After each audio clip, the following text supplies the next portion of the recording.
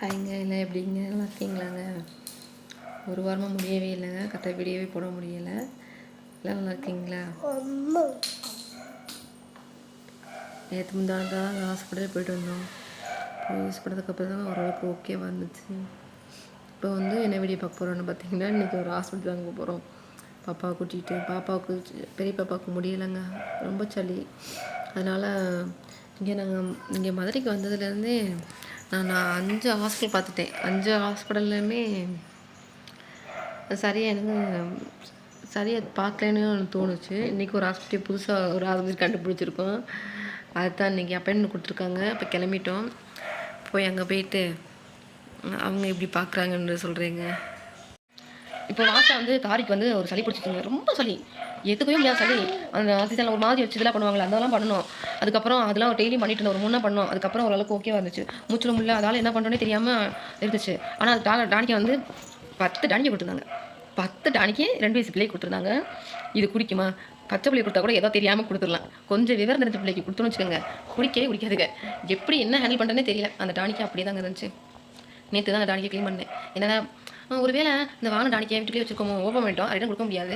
சரி, அது என்ன பண்ணுறது, எல்லா டானிக்கும் கொடுக்கணும். அப்படி எல்லா டானிக்கும் ஒரு நாள் அது கொடுத்தேன். அதுக்கப்புறம் குடிக்கல.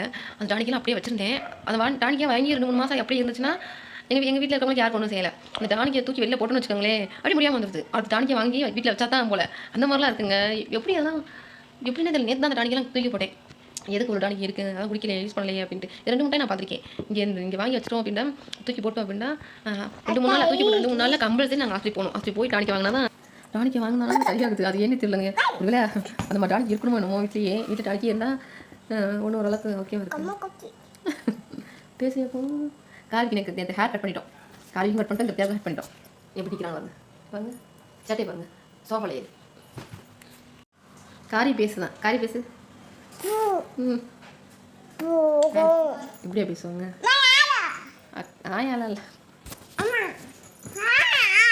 ஆயா எங்கள் அம்மா தான் ஆயான்னு சொல்லுது. எங்கள் அம்மா ஊருக்கு போயிட்டாங்க.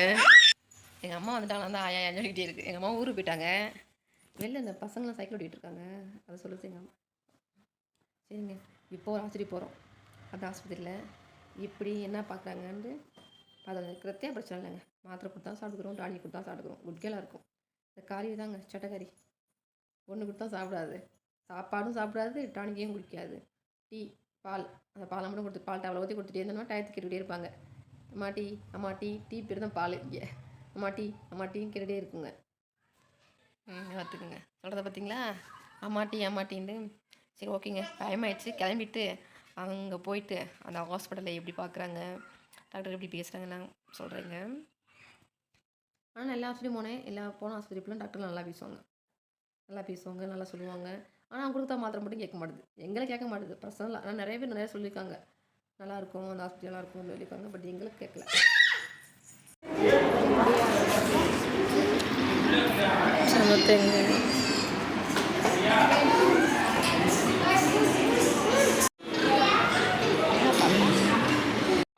ஹாஸ்பிட்டல் வந்துட்டோம், வெயிட் பண்ணிட்டு இருக்கேன். நடந்துட்டு இருக்கேன், ரொம்ப டல்லாக இருக்கு.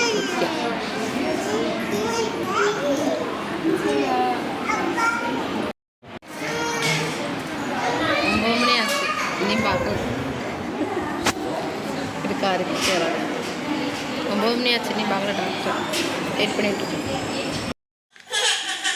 ஹாஸ்பிட்டல் போயிட்டு வந்தாச்சுங்க. மணி 10 மணி ஆயிடுச்சு. இது இந்த 3 டானிக்கு தான் கொடுத்தாங்க.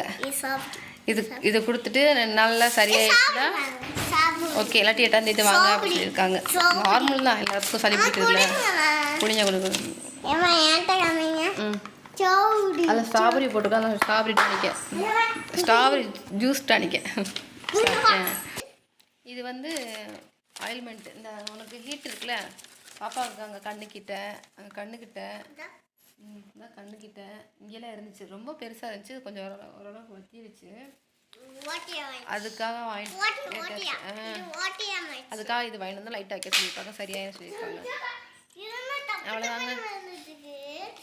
செக் பண்ணுறதுக்கு எல்லாத்துக்கும் ஃபீஸ் வந்து 700 ரூபா ஆயிடுச்சு. எல்லாமே டானிக்கு எல்லாமே சேர்த்து 700 ரூபாங்க. கத்துறாங்க. சரி ஓகேங்க, இதோட வீடியோ முடிச்சுக்கலாம். பாய்ங்க. இந்த டாக்டர் வந்து எங்கே இருக்காருன்னா ஒத்த கடையில் அங்கே அட்ரஸ் வந்து நான் இன்னொரு வீடியோவில் சொல்கிறேன். பாப்பாவுக்கு சரியாச்சுன்னா எப்படின்னு பார்த்து நான் அடுத்த வீடியோவில் அட்ரஸோட கிளியராக சொல்கிறேன் உங்களுக்கு எப்படின்ட்டு. மதுரையில் இருந்தீங்கன்னா லோக்கலில் இருந்தீங்கன்னா இந்த டாக்டர்கிட்ட பாருங்கள் அப்படின்ட்டு. சரி பாய்ங்க. பாய் சொல்லிடு. பாய் சொல்லு. பாய் சொல்லிடு. பாய் சொல்லிடுங்க. பாய். வேறு வீடியோவில் பார்க்கலாம்.